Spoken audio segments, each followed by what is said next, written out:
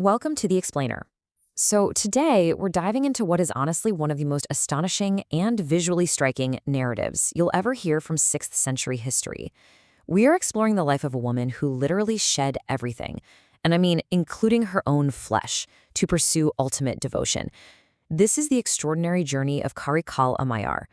It's a story packed with miracles, intense poetry, and just an unbelievable physical transformation that has echoed through the centuries. Now, it sets up an incredible historical mystery. I mean, think about it. How does a woman born into immense wealth, married to a highly prosperous merchant, and living a life of absolute domestic comfort in the 6th century, end up as a fleshless skeletal saint who purportedly traveled thousands of kilometers walking upside down on her hands? Sounds literally impossible, right? But to understand this radical transformation, we've got to start at the very beginning. Section 1. The Devout Merchant's Wife. So our story kicks off in the 6th century in Karaikal, which was this bustling hub of trade in present-day Tamil Nadu. Long before she was known to history as the ascetic Karaikal Ammaiyar, which translates to the mother of Karaikal, she was Puniwataudi, the pure one. Born into a very wealthy Vaishya merchant family, she showed this incredible inclination toward Bhagwan Shiva right from childhood. She'd spent her days worshipping the Shiva lingam, feeding devotees just completely devoted. Eventually, she's married off to another prosperous merchant from Nagapattinam, a guy named Parmadutton. From the outside looking in, Puniwataudi was living the absolute perfect, wealthy, domestic life. But as you'll see, that domestic life was definitely not destined to last. Section 2. Miracle of the Mangoes. Well, this single, miraculous event completely blew up her domestic reality, and it all centers around a piece of fruit. Her husband, Parmadillan, sends 2 delicious mangoes home for his meal, but while he's out, a highly venerable and very hungry devotee of Bhagwan Shiva shows up at their door. Driven by her deep devotion, Punanawadi feeds one of those mangoes to the guest. Later, her husband comes home, eats the remaining mango, and he loves it so much he demands the second one. Now, panic sets in. Punanawadi has no mangoes left. So through sheer, desperate prayer and divine grace, she miraculously manifests a new mango and hands it to her husband. But here is the kicker. When Parmadutton eats this divine mango, it instantly vanishes. He is completely stunned. And right then and there, he realizes that his wife possesses a God-given divine power. Realizing her absolute holiness, her husband just steps back in awe. He says, "You are not an ordinary woman. You are Ammaiyar, the Holy Mother." He completely bows to her. He literally becomes a devotee of his own wife. And with that single realization, their earthly marriage effectively ends on the spot. He could no longer look at her as a wife, but only as this divine entity. Section 3. Metamorphosis into bone. Bereft of her marriage and entirely focused on her devotion, she turns to Bhagavan Shiva with a radical prayer. She says, "O Bhagwan, I no longer desire this body. Grant me a ghostly form fit only to sing thy glory." Just think about the immense societal pressure regarding physical beauty and status for a wealthy woman back in the 6th century. Punitawadi is actively rejecting all of it. She wants to shed the very flesh that anchors her to human expectations, seeking only a form that allows her to sing devotional hymns undisturbed.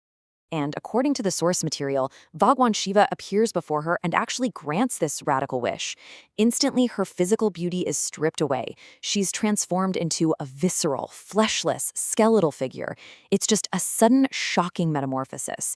From this moment on, she is completely reborn. She is no longer Punitavati, the merchant's wife. She is entirely Karaikal Ammaiyar, a ghostly ascetic stripped down to the literal bone.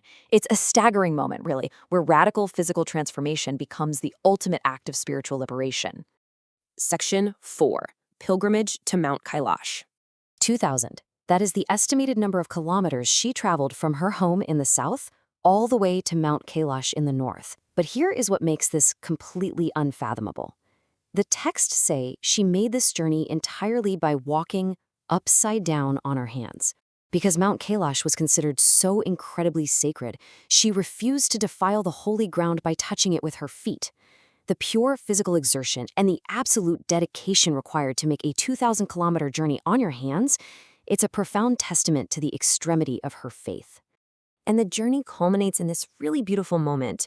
Upon finally reaching Mount Kailash on her hands, Bhagwan Shiva doesn't turn her away in fear of her skeletal form. Instead, he accepts her with immense love, addressing her warmly as Amma, mother. He then gives her new sacred directive. She is to travel back south to Thiruvallangardu, a highly sacred site near present-day Chennai. Section 5. Legacy of the Poet Saint. Now, to truly understand Karaikal Ammaiyar's poetry, we've got to define the two intense spiritual forces that drove her actions. First is bhakti, which is this intense, fiery devotion and love for the divine. Second is vairagya, total, absolute detachment from the material world. Her skeletal form was the literal, physical embodiment of vairagya, while her poetry was the ultimate expression of bhakti. When she arrived at Thiruvallangaru, it said she witnessed Shiva performing the Urdhva, the fierce celestial dance. And inspired by this, she just poured these two massive forces into her writing. So her literary and historical contributions are massive. She authored profound poetic works like the Arputa Tirwandadi and the Tiruvalangadu Mutha Turupadagam. And listen, these aren't just isolated poems, they are foundational texts. They form a core part of the Tirumurai, which is the sacred canon of Shaivite literature. Furthermore, her intense devotion earned her a place as one of the highly revered 63 Nayanmars, the seminal poet saints of the Shaivite Bhakti movement in Tamil Nadu. She was a total trailblazer, creating an entirely new template for devotional poetry that would go on to influence millions for centuries to come.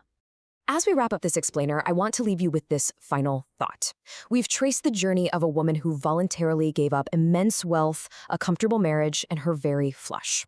Society would look at a walking skeleton and see a curse, right? But for Punatavate, it was the answer to her deepest prayer. By completely shedding her physical form and all earthly expectations, did Karaikal Ammaiyar actually find the ultimate absolute freedom?